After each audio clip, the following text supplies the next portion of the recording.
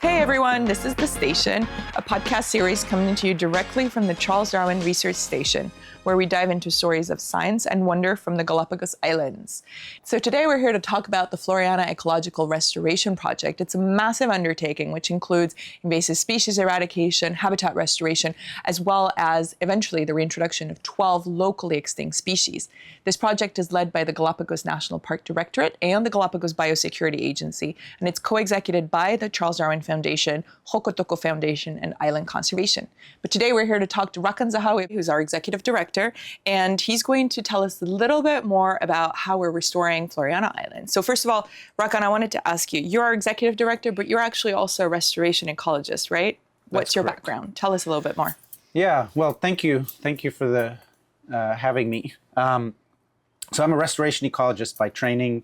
I've worked essentially my whole career in Latin America, mostly in Central America, and I've looked at ways to accelerate forest recovery in degraded habitats.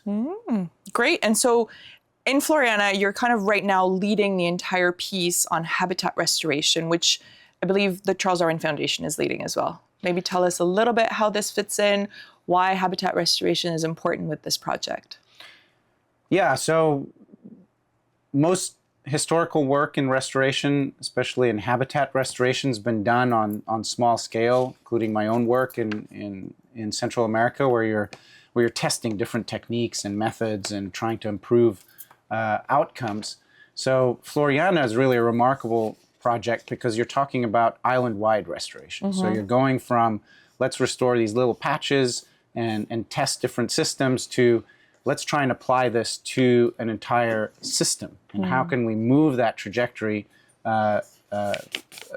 throughout the entire island? And so that's one really exciting aspect of Floreana. Why do we want to restore Floreana? Because habitat is essential for everything else that we're trying to do in Floreana. So you're eradicating non-natives, you're reintroducing species that have been extirpated or lost over time, including some iconic species such as giant tortoises and so on. You'll have a greater chance of success if you also have the right habitat for these species, especially when you start talking about the native birds and so on. And how degraded is the habitat today on Floreana? Do you have an idea already? Yeah, so it depends on the type of zone. The humid zone is probably more impacted. Not probably, it is more impacted. Some of that has been converted to agriculture, and that's where you have a lot of invasive species that need to be managed. And we would have to, as part of this project, would be an entire mapping of the island and determination of exactly where and when to intervene. But you're talking on the order of several thousand hectares in the end. And what are the invasive species that are predominant there in the human zone? So guava is a big one, right? Or guayaba, depending on which country you're based in, and then of course blackberry or mora. So blackberry is a real driver of habitat degradation in these systems. So maybe you can tell me a bit more about the blackberries, because it's also an issue here in Santa Cruz, right? And we've been doing already some testing of how to restore Scalesia forest area, which has proven quite fruitful for the birds, particularly for the little vermilion flycatcher. Is that kind of the same idea? And can you maybe explain to our listeners what exactly it entails? Absolutely. So that's exactly what I was referring to at the beginning, in the sense we did, the same thing has been done here. You've done small test plots over time to try and understand the dynamics. What if we tweak this? What if we do that? And do these small scale studies. And that's what's been done with Scalesia, which is the native endemic tree to Galapagos in this unique genus only found here in the Galápagos Islands. That species belongs to the sunflower family, or Asteraceae. So even though it becomes a tree, it still has sort of some characteristics, if you will, of the sunflower families, i.e. they're not very long-lived. And so maximum 15, 20 years. So the way these species reproduce or maintain a population is through constant regeneration. So every year you have new seedlings. You have tons of seeds that are very small that are dispersed. And so that cycle continues. When you have a thicket of blackberry that's up to 2 meters tall and impenetrable, that reduces the light level and prevents a young seedling with very little resources in the seed mass itself from germinating and being able to sort of reach, get sufficient light to grow and develop. And so you break that cycle. And because these trees have, such a high turnover rate, you eventually start losing those trees in the landscape if you don't come in and remove the blackberry from that cycle. And so we've done some measures. You've looked at just simply coming in and clearing blackberry, and that works really quite well. As long as you have a seed source and seeds in the seed bank, they are long-lived.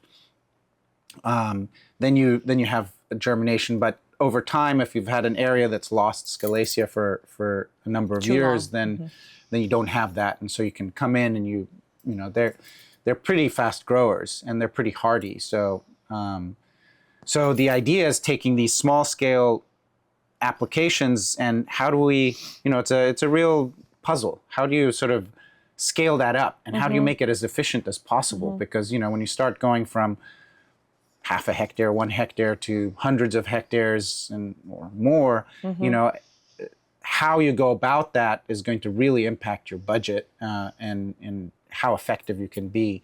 And so I think that's going to be the really interesting challenge. And certainly for me as a restoration ecologist, I'd love to be on the ground and leading this. I obviously won't be able to, at least not in my current incarnation of my position, but at least to be working alongside whichever group of scientists will be leading that charge and figuring out how best to make use of the resources that we bring in. And today, this is quite a labor-intensive restoration effort, right? There's, are there other things like biocontrol that we're working on or something? Is that near future? Is that medium term? Absolutely. So it is labor-intensive, and it still will be.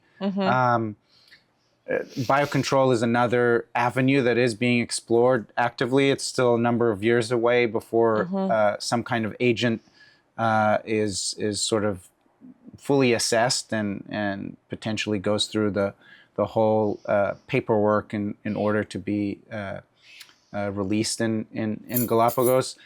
What that will do is hopefully reduce the ability of blackberry to be so competitive, both in terms of the amount of seeds it produces, the degree to which it grows, and so on. There are different ways it can impair it, and so that will help over time reduce that competition with native species.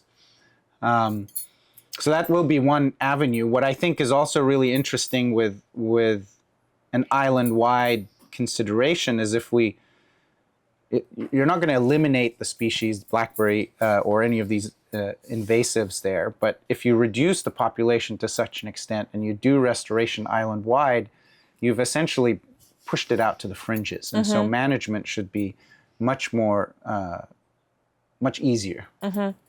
So is the idea, let's say in year one to eradicate, 1,000 hectares of blackberry, and then that way, and then just kind of keeping it up? Or are you going through patches? You said there'll be a method. Do you already know what methodology you're going to use? We have a plan. Yeah. Of course, when you start enacting it, you're going to want to adjust and see how things develop. But essentially, the heavy lift is at the very beginning.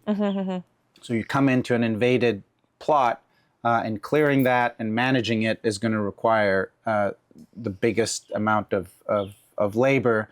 And then over time, that decreases. You're still going to have seeds of blackberry in the seed bank that are going to germinate and come in. So periodic visits to different areas. So that's why sort of figuring out how do you go about this and how do you map this out literally on the ground is important, because you don't want to just randomly start tackling this in different areas. You want to have a sort of systematic approach to this, which I haven't done yet, but that would be a primary task. And then from there, you sort of move through blocks, if you will, over time. That's certainly the idea. And anywhere from 10 to 15 years is probably the time frame, maybe even longer. We just don't, we don't know. Wow. I mean, we know how long seeds can last of blackberry in the seed bank, but to what degree is that going to, are they all going to germinate at the same time once you come in and clear, and will you deplete that seed bank more rapidly, or will it, within 10 years or so be so depleted that you have very little recruitment coming in? And what kind of resources, financial resources, can you explore to fund such large-scale restoration? Because, again, you're talking maybe 10 to 15 years, maybe more. You're talking super labor-intensive in the beginning. So I'm assuming also high costs that are involved, but also necessary at this stage because we don't really have any other options. Are there any creative financial options, or what are we exploring? For now, what we're exploring are more traditional mechanisms, i.e. grants and foundations and philanthropic support through basically explaining what we're trying to do, talking about the program to serve as a blueprint for how we would go about doing restoration elsewhere in the archipelago. But there are mechanisms you could look at. Of course, carbon has been one that's been online for a while. Doesn't really apply so well. That's carbon sequestration? To this system, because at the end of the day, you're not. You are sequestering carbon, but it's dwarfed in comparison with mainland systems. But if you come at it from a biodiversity angle, and that's very much in play right now, they're being defined and worked up by different international bodies to sort of figure out how do you place an economic value on this. Galapagos becomes front and center, right? You've got such a unique assemblage of species here. They represent so much in the conservation world that you could be talking about biodiversity credits that are supercharged for Galapagos. So we're not there yet, but that could be another funding mechanism. And of course, we're talking long-term funding, and funders often want, how many trees did we plant? And I want a quantifiable number and result in 1, 2, 3 years, not 10 years of saying, okay, well, now we have habitat restored, but I've already left my company at that point. So that's the tricky balance that we have to work with. Well, in this case, we're not planting trees, but we're regenerating trees, right? That's the idea. So how many? Mostly. Yeah. There probably will be some planting too. Okay, so, and maybe not necessarily the Scalacia, but other genera that are native, and encouraging, that recruitment. So it really depends. It'll be a bit of both.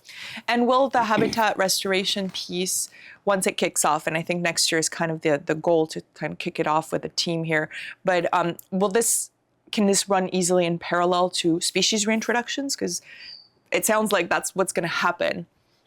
I think so. Yeah. And I think the whole idea of wide-scale habitat restoration in Floreana, we won't go into the reasons why, but it wasn't really front and center as part of the whole restoration initiative.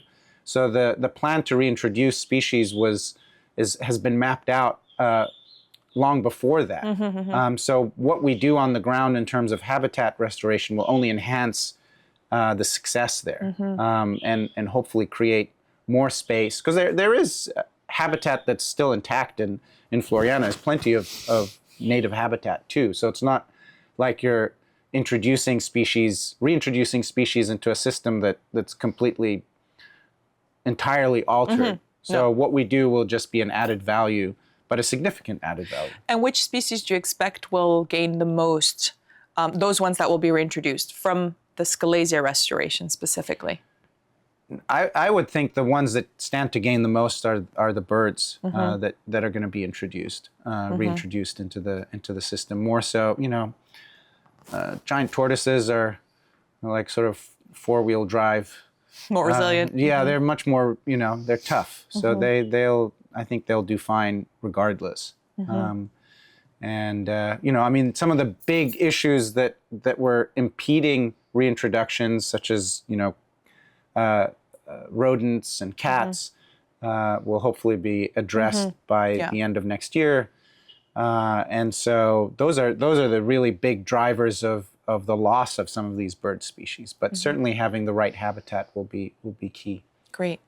Well, great, Rakan. Well, is there anything else that you want to tell us about this project or about what you're hoping for it? I just think, Galapagos is one of these incredible places where we can test these kinds of unique studies, because at the same time, this is an experiment, right? So you're applying research at scale, you're applying restoration at scale, and you don't necessarily know how this will allow us to fine-tune what we do and apply it not only here in Galapagos, but elsewhere in the world. And so I think it's one of those incredible opportunities that exist in the world to do stuff that isn't done anywhere else. And so I would encourage you to support this initiative and help us restore Floreana. Thank you, Rakan, for being with us today. And thank you to our listeners for joining us. If you like this episode, please like it and follow us for future episodes. You can also follow us on social media. Until next time, bye.